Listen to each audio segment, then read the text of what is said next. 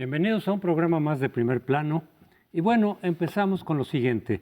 En medio de la epidemia, el presidente López Obrador ha continuado con sus viajes a distintos puntos del país para diversos temas, desde presentar los avances en distintas obras, algo que desde luego también ha sido muy criticado por muchos al decir por qué no está concentrado en lo verdaderamente importante ahora, que es la cuestión sanitaria, qué se va a hacer, cómo, qué regulaciones deben de prevalecer y lo económico, los efectos económicos, pero desde luego desde el punto de vista de quienes apoyan a López Obrador dicen, no, pues tiene que mandar el mensaje de que las cosas siguen, de que el gobierno sigue trabajando en todos los aspectos y que el país continúa pese a la epidemia, pese a la situación crítica.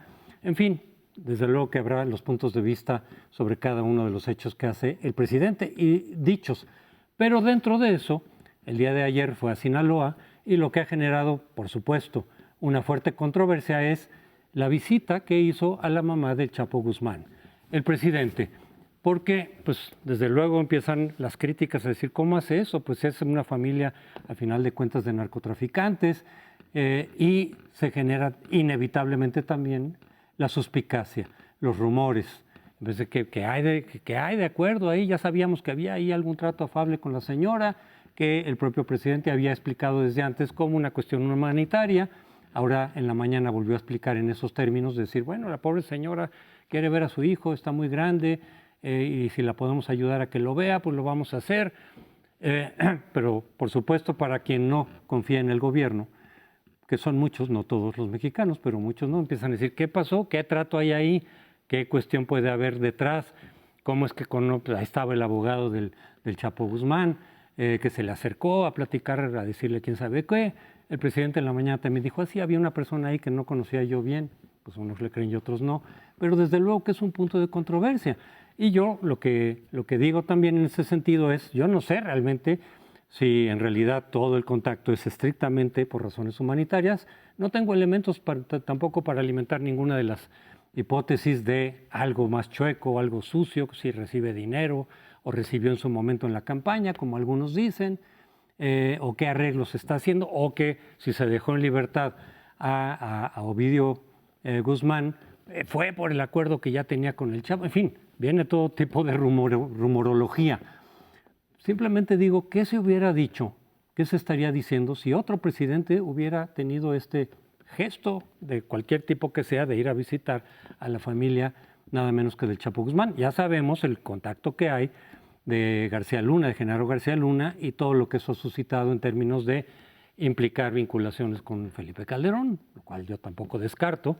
Pero, ¿qué se hubiera dicho de una escena como la que se vio en este fin de semana con otros presidentes?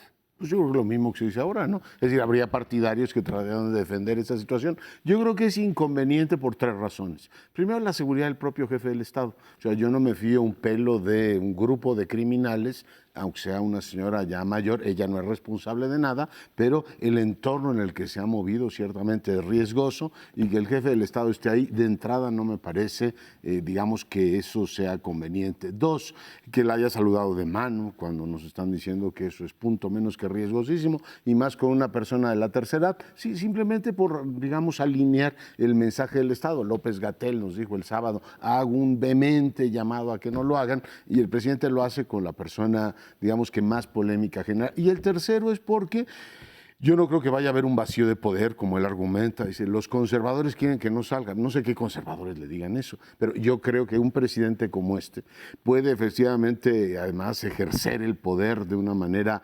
absolutamente clara desde los medios de comunicación. Es un telecrata o telécrata, ya no sé cómo se diría. Es un hombre que tiene esta capacidad de comunicar a través de las cámaras y micrófonos como muy pocos lo han hecho. Por tanto, decir que si no está presente en el terreno va a haber ahí un vacío de poder. Lo que sí creo, y se lo oí a Luis Estrada, es que este tipo de cosas te crean un vacío de información.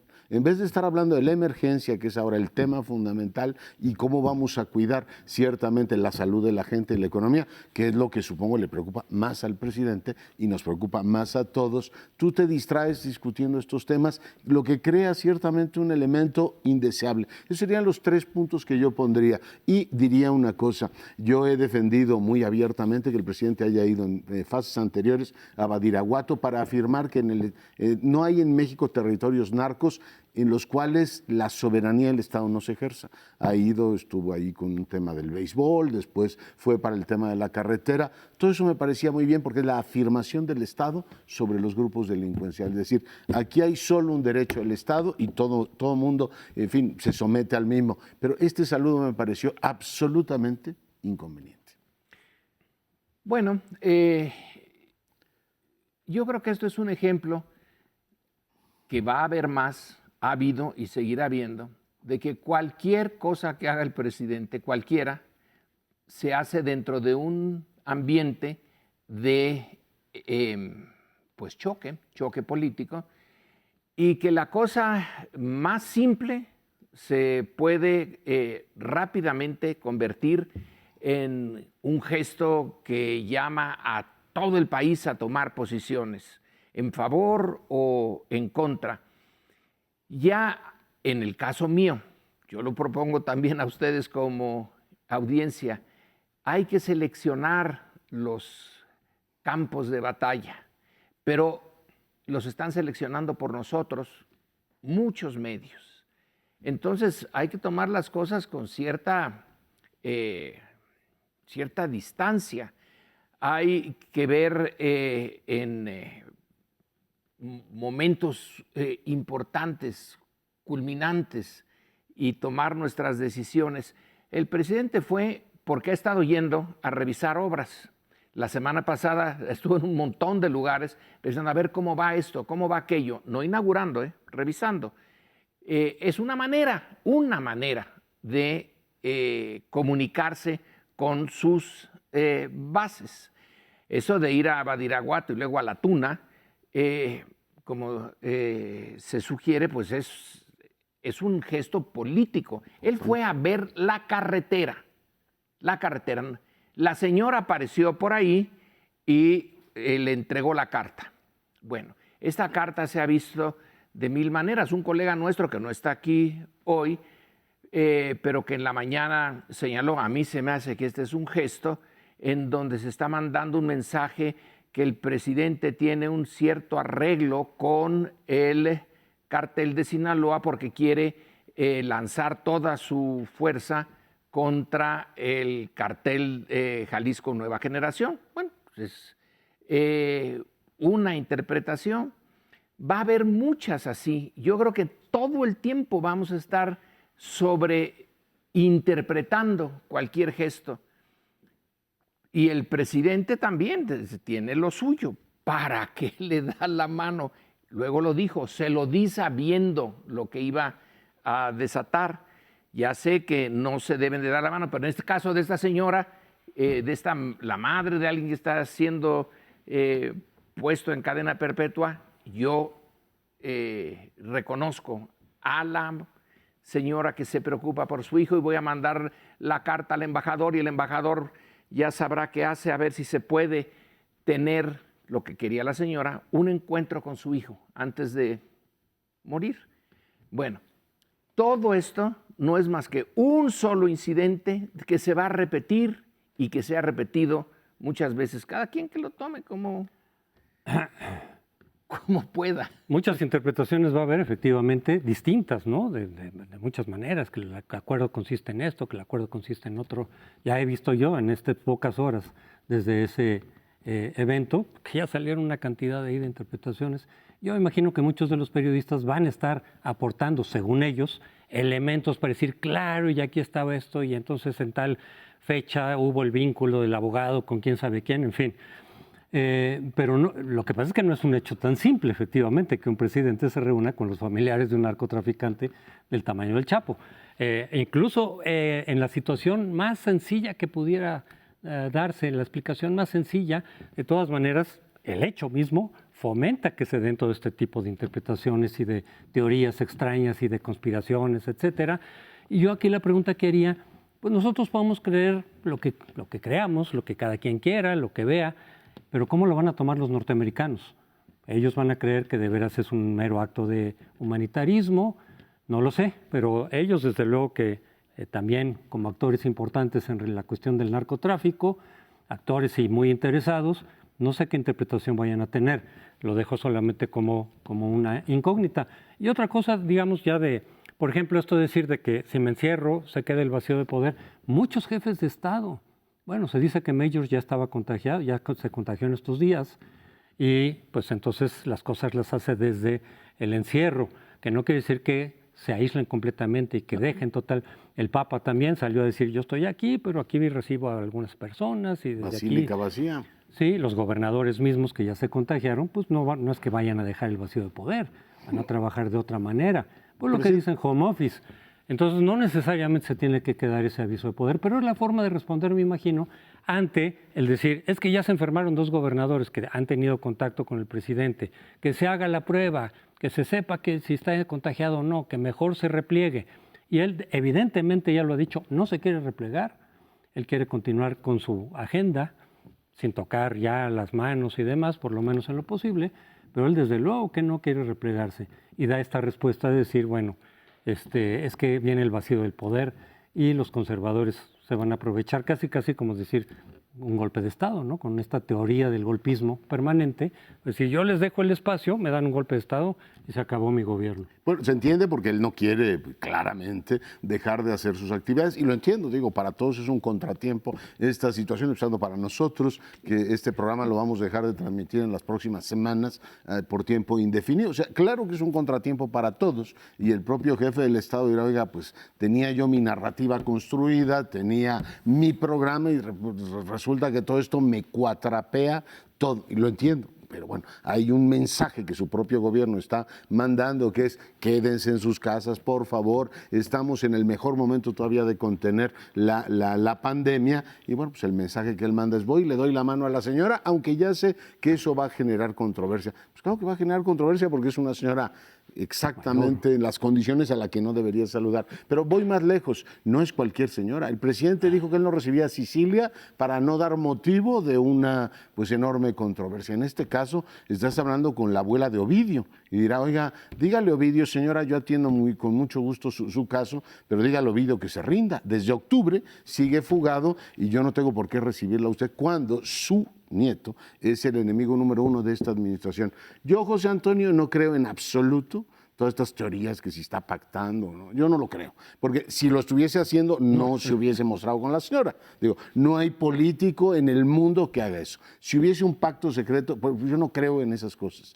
Lo que sí creo en este caso es que el escrutinio internacional no va a ser benéfico para el presidente. Porque Estados Unidos, digo, ahora en México están muy contentos que porque Estados Unidos empapeló a García Luna y lo vinculó con él.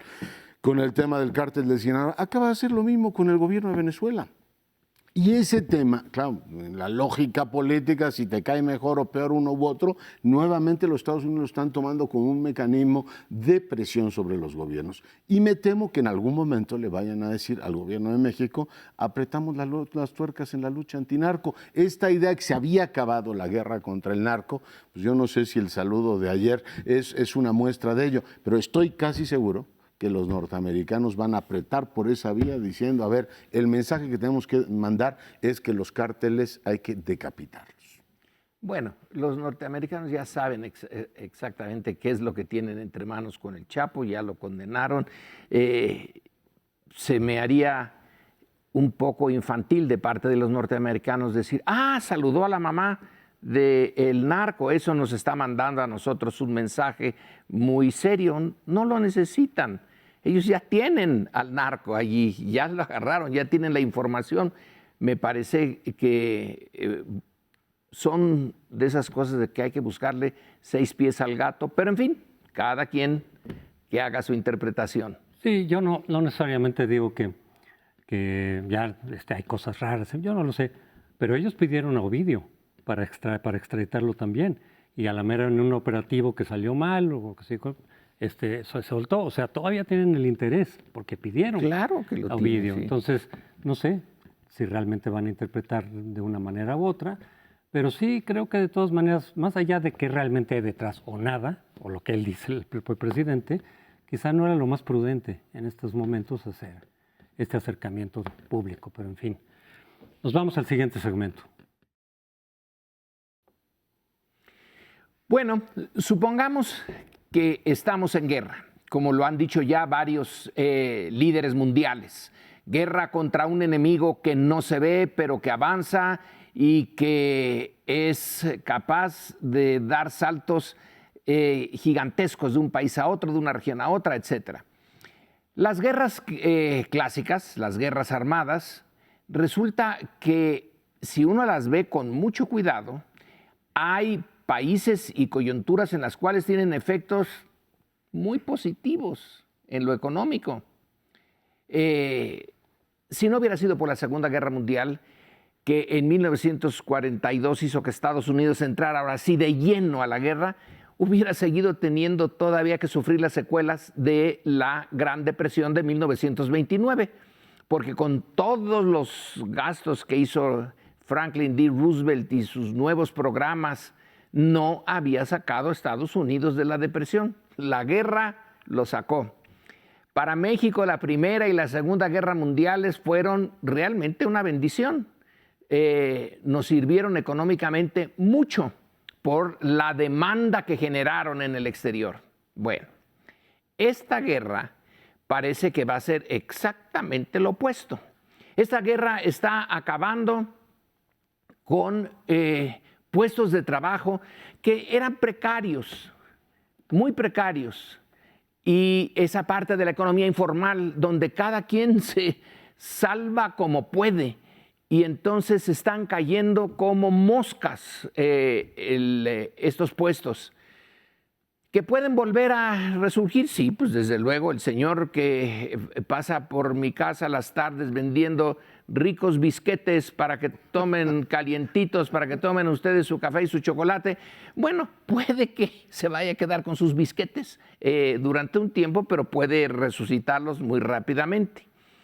De todas maneras va a ser un golpe muy duro. Otros de plano van a tener que desaparecer. Entonces el efecto económico que podemos nosotros prever ahorita no es nada positivo, sino todo lo contrario, muy negativo. Y necesitamos una explicación más o menos global, grande, de parte de las autoridades federales, de parte del secretario de Hacienda, que nos diga cómo se le va a hacer para enfrentar, no para resolver, pero para mitigar el problema de la falta de empleo y de negocios cerrados por el coronavirus maldito. Ya, pues sí, lo decías tú hace algunas semanas que había que pensar con mayor flexibilidad en el tema económico. Y tú decía, yo creo que la ortodoxia está bien, reconozco que tenías toda la razón. Hoy, con la amenaza efectivamente que tenemos de un declive económico muy importante en México, le está ocurriendo en la mayor parte de las economías del mundo,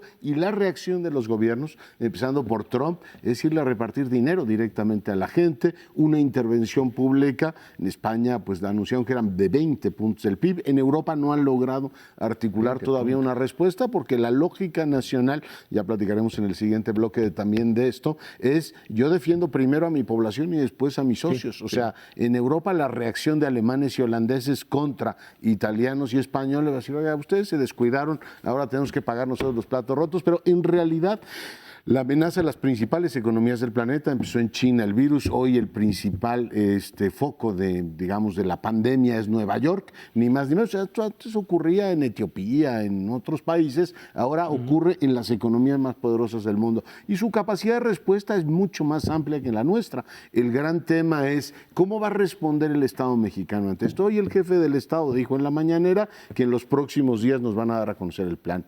¿Hay espacio para que ese plan se dé? El presidente ha dicho, a ver, los proyectos prioritarios no se tocan, ¿cómo se llama? El Tren Maya, la refinería y todo lo que tiene que ver el aeropuerto de Santa Lucía. Tampoco se tocan los programas sociales, con lo que yo coincido. Lo que no creo que se pueda es efectivamente decir que tienes holgura fiscal para apoyar a todos los sectores y mantener determinados proyectos en un momento en el cual, por lo menos, habría que pensar si es conveniente que se hagan. Finalmente, pues todo esto es una cuestión de cuánto dinero tienes para apoyar a tu gente. Habrá que salir del canon de que el déficit es sacrosanto y todo se mantiene en equilibrio. Yo no creo que se pueda salvar un sector de la economía, por ejemplo la informal, con apoyos directos del gobierno, si lo formal tampoco lo salvas, porque es la economía en su totalidad. Digo, los que trabajan, los meseros que trabajan en restaurantes formales, las azafatas, los pilotos, los copilotos, son los que trabajan en hotelería, en estos momentos están viendo cómo su salario pues desaparece y toda esa gente se va a ir al desempleo. La economía requiere una respuesta a nivel de la digamos, emergencia que estamos viviendo y vamos a ver en los próximos días de qué tamaño es. Sí, porque, y por otro lado, también en días previos anunció el presidente que tenía un fondo de 400,000 millones de pesos, que es muchísimo, y que iba a servir, digamos, para esta estrategia contracíclica y para los servicios de salud y demás.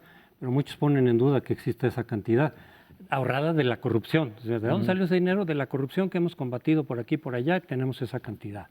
Hoy mismo Carlos Ursúa dice, no existe ese dinero. Sí. Él estuvo adentro, él habrá tenido algún tipo de elementos para pensarlo o no.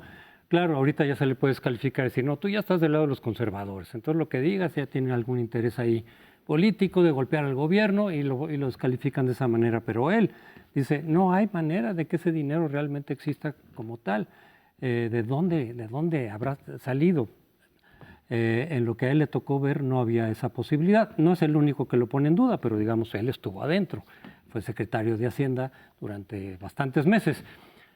Algo que preocupa también, digamos, es el discurso o las posiciones de López Obrador frente a los empresarios que platicábamos la semana pasada en relación con lo de la cervecera de Mexicali, y que dijimos a ver qué repercusiones tiene, porque más allá del litigio específico de si el agua, si se dieron los permisos o no, si había corrupción de por medio, la señal se va a entender hacia los empresarios nacionales y extranjeros probablemente como decir esto no es confiable, no vamos a meter dinero, no solo digamos durante estos meses, que igual y de todas maneras no, sino a lo que viene después. Y los empresarios han reaccionado desde luego con mucha, no solo preocupación, sino enojo. Y han dicho, pues este es un mal mensaje, se está ahuyentando las inversiones. Y algunos de los analistas económicos dicen que eso tuvo que ver, digamos, con las calificaciones que vinieron la semana pasada después de este evento. No que sea el único factor para determinar que ya se le baja la calificación a la deuda mexicana, sino también el pronóstico de JP Morgan, que lo baja a menos 7%. Sí. Hay algunos como pronóstico de crecimiento. Es pronóstico, ya se sabe. Pero ellos a partir de esos elementos van modificando el pronóstico como lo vimos el año pasado, que empezaron en 2 y fueron bajando y algunos ya quedaron en 0, algunos lo habían anticipado antes. Ahora el bajón que da JP Morgan es muchísimo. ¿A partir de qué? De la capacidad que ellos calculan de pago del gobierno, digamos, de sus obligaciones, de las deudas y demás. Consideran que la capacidad de pago es menor y entonces pues van calificando de otra manera. Pero desde luego que tiene que ver, digamos, con esta confrontación de los empresarios. Sí lo están entendiendo así. Yo no sé si López Obrador lo tenga muy claro de que así quiere dar ese discurso, pero los empresarios lo están interpretando como de confrontación. Lo de la energía eólica, que lo presenta como diciendo están afeando el paisaje, pero acusó de corrupción. Pues ahí hay también compañías extranjeras que dicen, bueno, pues entonces en cualquier momento hace una consulta y nos tira también ese negocio. Pues lo están tomando, sí, con mucha desconfianza y sí lo están tomando como signos de hostilidad. Sea o no sea, yo no sé qué esté pensando el presidente, pero así se está interpretando y eso puede tener repercusiones, digamos, más negativas en la perspectiva económica que se nos viene. Si nosotros éramos empresarios y el mundo estuviera bien, podríamos decir, nos vamos a otro país. Pero ¿a dónde se van a ir estos empresarios? No me vas a decir que, bueno, Estados Unidos va a estar boyante, o que Europa va a estar, o que se van a ir a España, o que se van a ir a otro lado. No tienen tampoco mucho a dónde irse. Entonces, si ayudan a hundir este barco, tengo la impresión de que varios de ellos se van a hundir también. Puede que no les caiga bien este gobierno, no puede, estoy seguro que no les cae bien al 99.9% de ellos, pero no tienen tampoco muchas opciones. Tienen que darle una ayuda al esfuerzo por que la economía no se hunda, ya no digamos que remonte y que salga brillante con ganancias, simplemente que no se hunda, porque sería en su propio daño decir, nos hiciste esto, pues ahora te vamos a enseñar, ahora no invertimos aquí, tampoco podemos invertir allá y tampoco podemos invertir acullá, entonces muy dignos nos vamos a hundir con nuestro barco. Van a tener, a mi juicio, a lo mejor es un mal juicio, van a tener que negociar tanto el gobierno como ellos y ceder en algunos casos. Roosevelt fue acusado de traidor a su clase, ¿no? Los empresarios lo odiaban y querían verlo desaparecer de la faz de la tierra. Y sacó a su país en contra de los empresarios, en una economía capitalista. No es nada fácil, hay muchas contradicciones. Es casi imposible predecir qué rayos va a pasar con nuestra economía. Yo lo que creo es que es un pésimo momento para chocar, porque finalmente si uno ve la trayectoria de por lo menos la presidencia de Carlos Salazar al frente del CC, había habido un nivel de convergencia enorme con el gobierno, una voluntad de cooperar que fue ampliamente aplaudida, se había anunciado que iba a haber un paquete económico conjunto para invertir en energía, ahora que traes los recursos fiscales bajos y el petróleo lo traes a $12, o sea, no hay manera de que salgan los negocios. Que en estos momentos se dé el ambiente de choque es fatal para el país. Después le pidieron al presidente, oiga, que nos den una ampliación para el pago de impuestos, y la respuesta del SAT es, aquí no hay ampliación de nada, y el presidente una y otra vez trae el expediente de Fobaproa, como si decir que es un rescate indigno, inmoral e inequitativo como el que ocurrió en los 90, cuando ahora lo que tienes es que hay un montón de empresas que no tienen para pagar la nómina, muchos están recortando ya y dicen, pues sabes qué, si no hay un apoyo del gobierno yo no lo puedo hacer. Yo creo que es el peor momento para enfrentarse.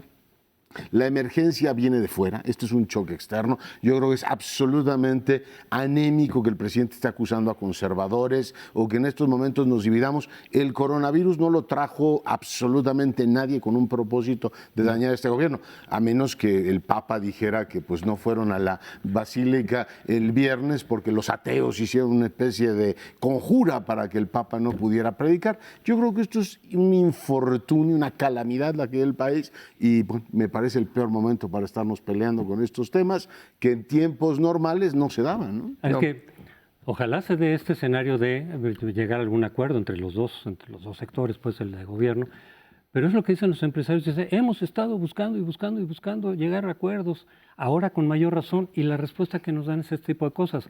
No les bajamos los impuestos o se los relegamos porque es Fobaproa, tiramos este proyecto, etcétera. Entonces, ojalá que se cambie el ánimo. Se nos acabó el tiempo, espérenos y ya volvemos.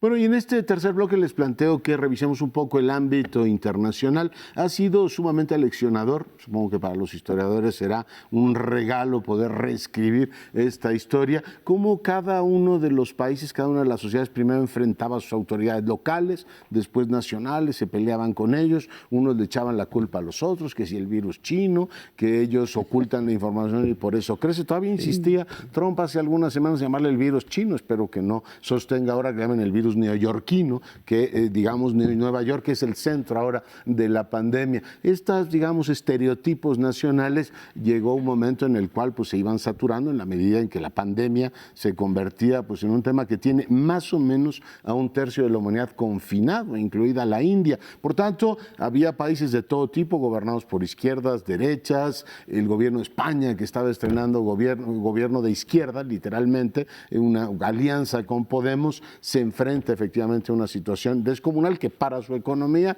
y España sigue efectivamente cerrada, igual que lo ha hecho Italia. La explicación requiere pues de una, digamos, coordinación planetaria, que había tardado en darse, pero finalmente se dio. Hubo una reunión del grupo del G20 en el cual por primera vez participa el presidente de la República. Yo creo que es una gran iniciativa, uno, que se haya convocado la reunión y que se discuta en un plano mucho más amplio, que en realidad no es un problema de la India, de China, de Italia, Italia, España o de los Estados Unidos o ahora nuestro, sino un problema que requiere una atención global. Y los puntos que planteó el presidente me parecen interesantes. Por un lado está el tema de evitar que se utilice el asunto para mayores guerras comerciales.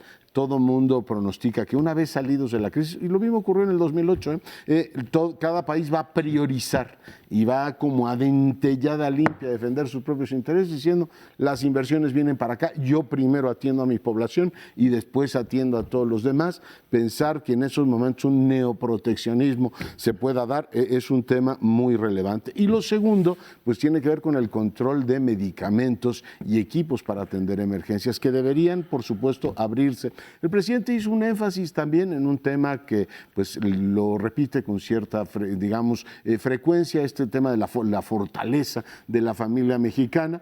Es una visión que él planteó, dijo México tiene esto, que es una especie como de estado de bienestar supletorio. La familia protege en muchos casos que el sistema público no puede efectivamente plantear. Pero bueno, esa fue su participación en el G20. Yo celebro que por lo menos se hayan visto en los televisores la cara, hayan escuchado puntos de vista y se hayan dado cuenta que tenemos como humanidad un asunto prioritario. Yo digo un poco en broma, pero también lo digo en serio, si hubiera un ataque alienígena, requeriríamos del gobierno de todos esos varones y mujeres que se reúnen para decir vamos a proteger la humanidad de esta manera. No hay ahora ni marcianos ni venusinos que nos vengan a atacar, pero sí tenemos un desafío planetario y una estructura multinacional debería proveer más respuestas a una situación como la que vivimos. Pues va a estar difícil de todas maneras, aunque haya la voluntad. Dentro de la Unión Europea uno podría esperar mayor unidad que en el G20, porque ya son casi, les falta un grado para ser un país a este grupo de europeos, pero ese grado va a tardar muchísimo o no llegará nunca. Tenemos el caso, tú lo mencionaste, de Alemania y Holanda, diciéndole a los dos jefes de Estado de Italia y de España, no, este documento que ustedes quieren que firmemos, no lo firmamos. Lo firmamos de tal manera y luego el primer ministro de España dice, no, así yo no puedo ir a mi país y presentarle a mi nación este tipo de documentos. Pero alemanes y holandeses están pensando como si fuera el caso de Grecia, como el caso de Grecia. Ustedes son unos irresponsables. Después de todo, ¿quiénes son? Vamos a ver. Los italianos, mamma mía, los españoles, la pandereta, y los antes los griegos. Gente seria como nosotros. Nosotros sí nos amarramos el cinturón y no vamos a andar dilapidando nuestros recursos en gentes como ustedes. Y pasaron horas y días en esa confrontación. Yo ya no sé exactamente en qué terminó, pero se nota que había ahí una mala leche entre los jefes de Estado dentro de la Unión Europea. Ahora, ¿qué se puede esperar del G20 o qué se puede esperar de Naciones Unidas? Pues sí, declaraciones y no mucho más, aunque tengo alguna esperanza. Antier, aterrizó en el aeropuerto Kennedy el primer avión de 22 aviones chinos que llegaban con lo que pedían los norteamericanos, es más, lo que pedía el gobernador Cuomo de Nueva York, mascarillas, batas, ventiladores, etcétera. Se los van a vender los chinos, a quien Trump acusó de ser el origen de la pandemia. Ahora los chinos están vendiendo. Pero en fin, hay signos tanto positivos como negativos. Sí. Este pleito de holandeses y alemanes contra italianos y españoles sí llegó a ríspido. La acusación de Trump contra China original se diluye con esta llegada de un puente aéreo de ayuda China a Estados Unidos en momentos críticos. Sí, va a estar difícil que haya coordinación entre todos estos países que están sufriendo esta situación, pues por muchas razones, digo, porque obviamente ellos tienen que ver primero por los suyos, desde luego, pero también porque las directrices pueden ser distintas y entonces lo que uno considere que debe ser esta estrategia, en el caso mexicano ya lo ha dicho López Obrador, nosotros tenemos condiciones distintas y no vamos a seguir necesariamente las mismas pautas de estrategia. Contracíclica también, es decir, en materia económica y demás, van a ser cosas distintas. Cómo coordinar, cómo ver los esfuerzos entre todos no es nada fácil, tener pautas comunes, en fin, y la ayuda, porque además todos ellos están requiriendo de todas estas medicinas y aditamentos al mismo tiempo, porque se les vino encima el virus, se les vino encima la epidemia, de tal manera que, por ejemplo, hay la instrucción en México de que las embajadas salgan a comprar medicinas y salgan a comprar respiradores. Dicen, ya no hay. Evidentemente ellos la están necesitando, les están haciendo falta. De repente a lo mejor sale por ahí alguna carísima, pero no hay lo que se requiere y lo que se puede requerir en las siguientes semanas.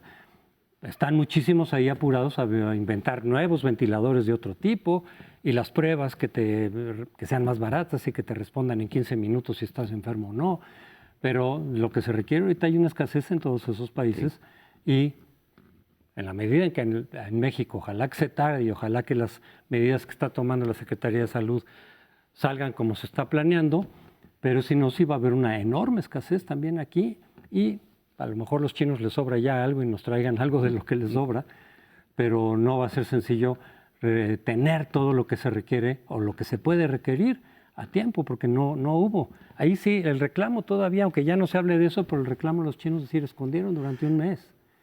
El brote del coronavirus, que hubiera sido un mes... Minimizaron. Hubiera sido un mes excelente para los demás países para prepararse. Pues, lo hemos visto venir en cámara lenta, como dije, yo creo que ahí de la Fuente lo dejó muy claro. China también ha abierto buena parte de la información, o sea, es una tragedia lo que ha ocurrido, pero son los científicos chinos los que han estado abriendo la información. Y ahora yo esta diplomacia de la mascarilla o del tapabocas la veo muy bien, igual que veo muy bien que los cubanos vayan a ayudar a Italia, me parecen momentos en los cuales hay ciertas naciones que se engrandecen. Hemos visto venir el virus en cámara lenta, o sea, nos han dicho, a ver, ha habido respuestas así y así, hay muchas amenazas que efectivamente cada país está enfrentando de una manera diferente. Ciertamente es aterrador que el Estado te controle hasta la temperatura, pero en Corea ha tenido efectivamente resultados. Pero yo creo, y digamos, volviendo al ejemplo que me puso Lorenzo Meyer hace un par de semanas con el tema de la flexibilidad, hay que releer lo que está ocurriendo día a día. O sea, decías tú los respiradores, ¿cuándo te ibas a imaginar que Donald Trump iba a ordenar a General Motors que se pusiera a producir respiradores? O que iba a entrar con dinero y decir, como cualquier socialdemócrata, reparta dinero de manera directa a la población. Por supuesto que tenemos que cambiar de paradigma y mostrar flexibilidad. No están los tiempos para que para mantener ciertas ortodoxias, porque el desafío es absolutamente global. Nos hemos tardado en reconocerlos, porque decían, no, aquí no nos va a llegar un poco la lógica de Bolsonaro o del gobernador de Puebla. A nosotros no nos va a pegar porque nosotros decimos, ¿no? Pensamiento mágico. Pues ha ocurrido en todos estos países y por supuesto la respuesta a nivel global ha tardado. Espero que se empiece a articular conforme cada uno lo ve más cerca. No hay manera de que México, en la bioseguridad que compartimos con los Estados Unidos, no se vea afectado cuando hoy los Estados Unidos son el país que más casos tiene de coronavirus. Afortunadamente para nosotros, los casos en Estados Unidos se están concentrando en el otro lado de la geografía, no en nuestra frontera. En California sí, también. Es Nueva York el centro, ¿no? Sí, Nueva York es el centro, porque California también tiene un problema fuerte. Pero California es muy larga y no es lo mismo la California de San Diego que la California cercana a Washington y al estado de Washington, no a Washington, sino al estado de Washington y al estado de Oregón. Alguien decía que, bueno, qué bueno que está el muro, porque en algo nos ha salvado. No es para tomarlo en serio, pero realmente la solidaridad internacional va a estar a prueba, está siendo puesta a prueba ahora. Sí, claro. Como digo, lo de China me gusta se me había pasado el ejemplo de los cubanos. Y por el otro lado, cómo sigue Estados Unidos friega que friega en el caso de Venezuela y de Cuba. Ahí no hay la tragedia que se desarrolla ahí. Yo no quito un gramo de mi presión.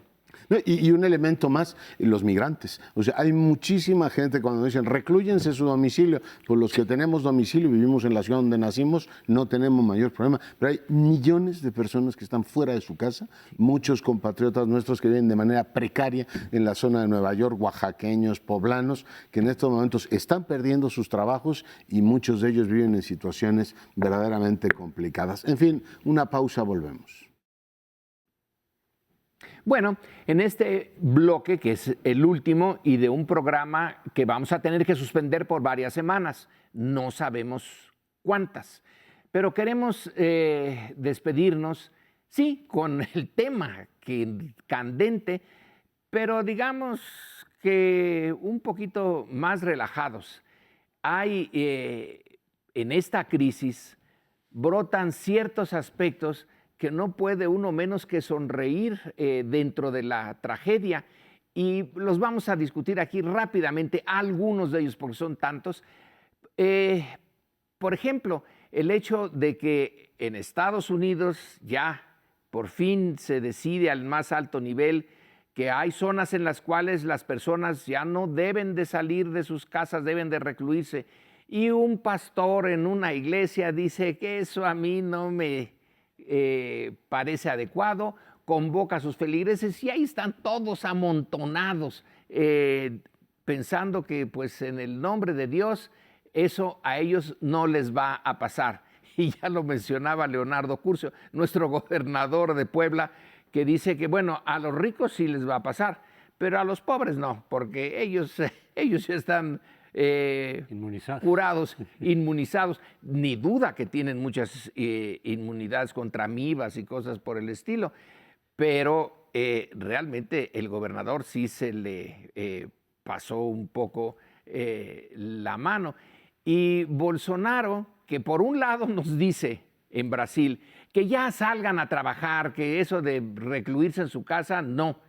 Y el gobierno de Brasil sigue diciendo que hay que estar recluidos. Y luego sale Bolsonaro y su gabinete con las mascarillas, cuando sabemos que ahí no tiene ningún sentido tener las mascarillas en una declaración conjunta de su gabinete.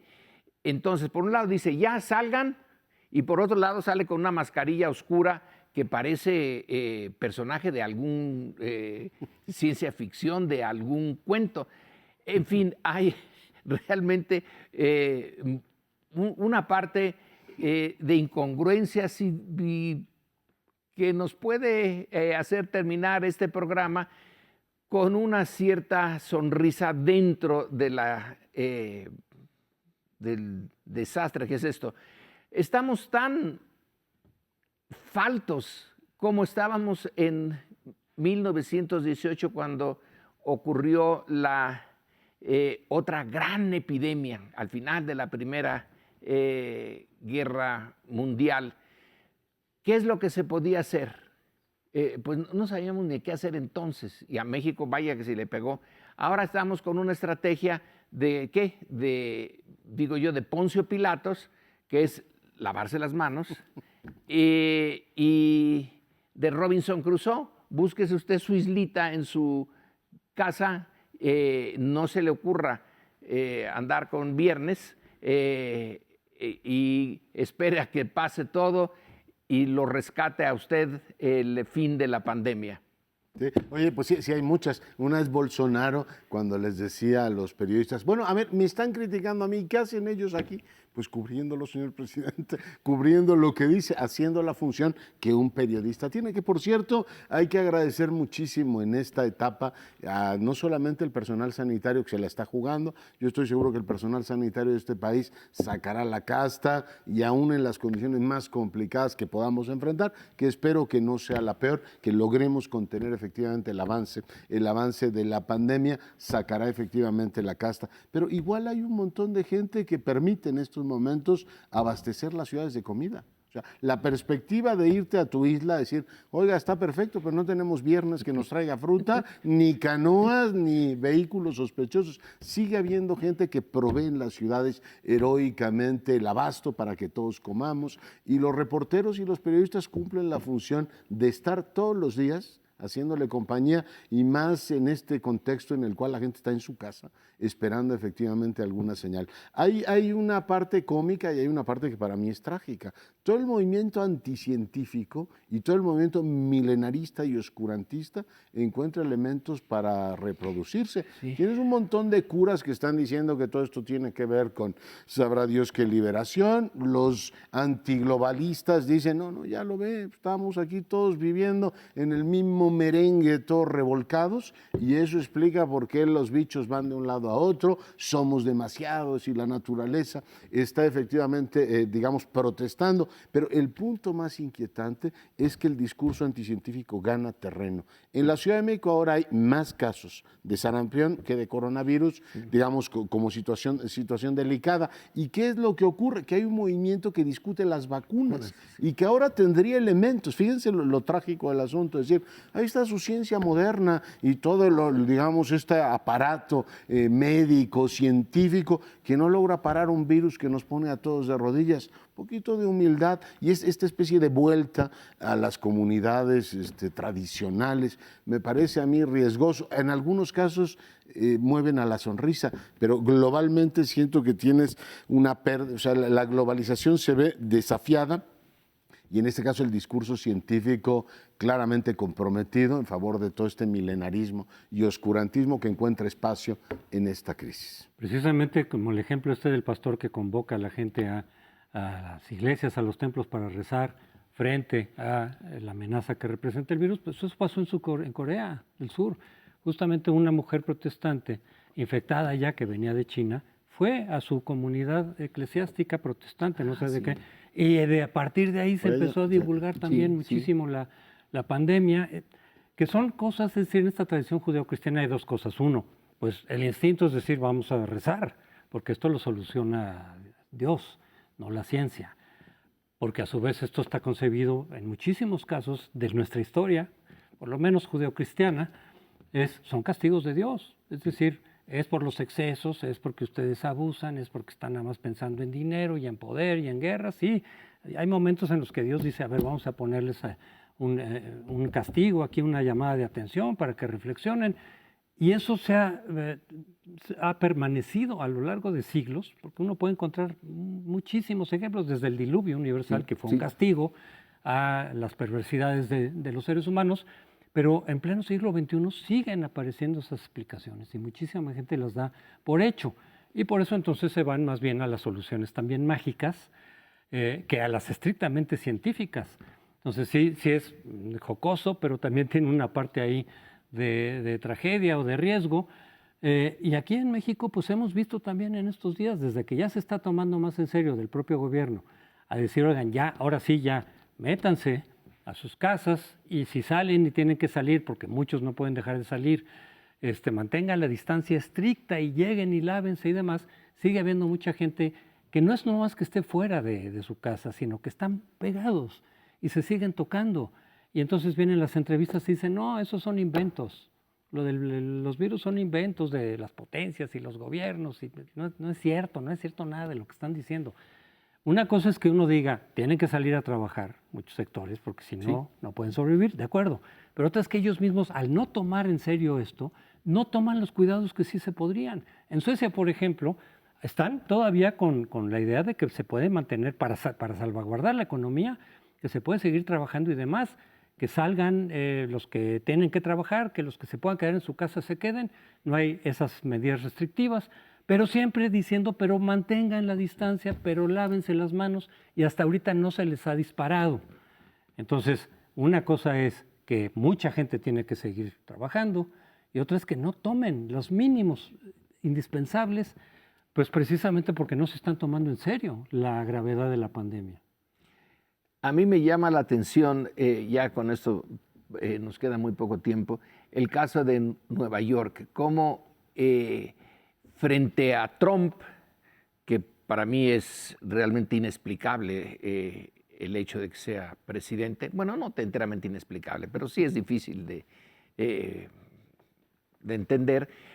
El gobernador Cuomo es gobernador por tercera vez y es hijo de alguien que fue varias veces gobernador de Nueva York, o sea que eso ya lo trae en la familia. Y le está dando un resultado fantástico, estar más o menos como, es una mezcla entre la mañanera de Andrés Manuel y la de la tarde de López-Gatell. Task Force. El programa de Cuomo tiene ahora una enorme rating en Estados Unidos, lo ve todo el país, porque trata de explicar lo que pasa con mucho sentido común, con mucha responsabilidad, se ha convertido en una estrella. ¿Y dónde está lo que fue el centro del debate político en Estados Unidos? La lucha entre los demócratas y de los demócratas contra Trump, eso se acabó. Y Cuomo está ahora saliendo como una gran estrella. Yo les recomiendo que si pueden, vean las entrevistas del gobernador Cuomo, que nos está saliendo un tipo distinto de político que no está mal para esos tiempos. Sentido de la responsabilidad, sentido común y un cierto sentido del humor, que él dice que es italiano. Bueno, pues entonces nos despedimos de ustedes por un tiempo indefinido y esperemos verlos a ustedes y que ustedes nos vean a nosotros, que ya aquí tenemos a un joven, pero otros de esta mesa ya hace tiempo que estamos en la zona de peligro. Que la pasen bien dentro de lo posible.